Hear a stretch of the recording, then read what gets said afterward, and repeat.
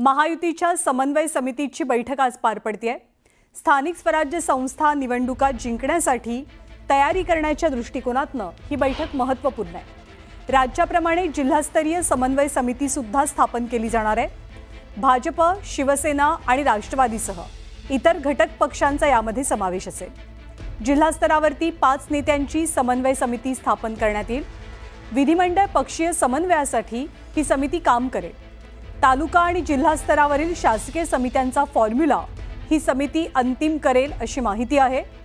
जिल्हा नियोजन समितीच्या निधी वाटपाचं सूत्र सुद्धा ठरवलं जाणार आहे। विशेष कार्यकारी अधिकाऱ्यांची नियुक्ती 15 दिवसात करण्यावरती सुद्धा या बैठकीत चर्चा झाल्याचं कळतंय आणि एकूण 500 मतदारांमागे एक विशेष कार्यकारी अधिकाऱ्याचा कोटा हा निश्चित केला जाईल अशी एकंदरीत आखणी महायुतीची आगामी स्थानिक स्वराज्य संस्थांच्या निवडणुकांसाठी पाहायला मिळते।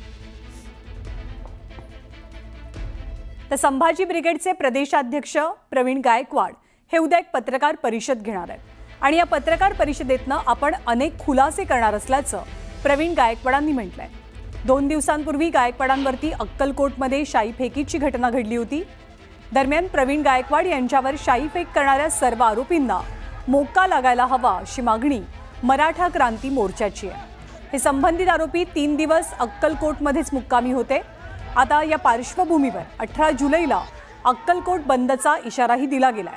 उद्या अक्कलकोटमध्ये मराठा समाजाची एक बैठक पार पडेल।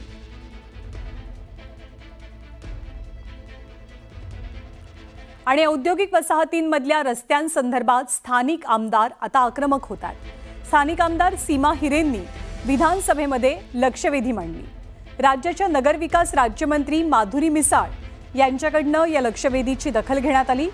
न्यूज 18 लोकमतनं प्रसारित केलेल्या बातमीनंतर छगन भुजबळांकडनं सुद्धा रस्त्यांची पाहणी करण्यात आली होती। नाशिक औद्योगिक वसाहतीमधले रस्ते आता दुरुस्त केले जाणार आहेत। हा न्यूज 18 लोकमतच्या बातमीचा इम्पॅक्ट पाहायला मिळतोय। लक्ष्मण घाटोळ आपल्या सोबत आहेत। लक्ष्मण, कशी दुर्दशा झालेली होती आणि आता शासन दरबारी दखल कशी घेतली जाते? ज्ञानदा, खरं तर नाशिक शहरातील रस्त्यांची मोठ्या प्रमाणात दुरावस्था झालेली आहे। विशेष म्हणजे नाशिकच्या औद्योगिक वसाहतीमध्ये तब्बल 60 ते 65 किलोमीटरचे अंतर्गत रस्ते आहे आणि या रस्त्यांची अक्षरशः चाळण झालेली आहे। तब्बल 1-1 फूट खोल अशा स्वरूपाचे हे खड्डे या रस्त्यांवरती आहे आणि याच सगळ्याचा आढावा न्यूज 18 लोकमतने घेतलेला होता। न्यूज 18 लोकमतने या सगळ्या खड्ड्यांची दुर्दशा जी आहे ती समोर आणलेली होती। विशेष म्हणजे नाशिक मधल्या औद्योगिक संघटनांचे प्रतिनिधी आणि उद्योजकांना सोबत घेऊन न्यूज 18 लोकमतने या खड्ड्यांचा रिअलिटी चेक केलेला होता।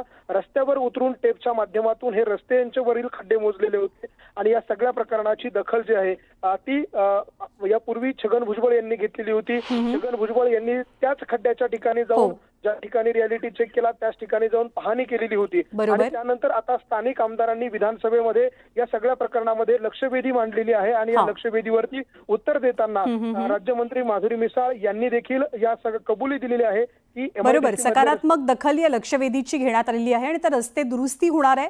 न्यूज 18 लोकमतच्या बातमीचा इम्पॅक्ट पाहायला मिळतोय। लक्ष्मण, धन्यवाद या सगळ्या माहितीबद्दल।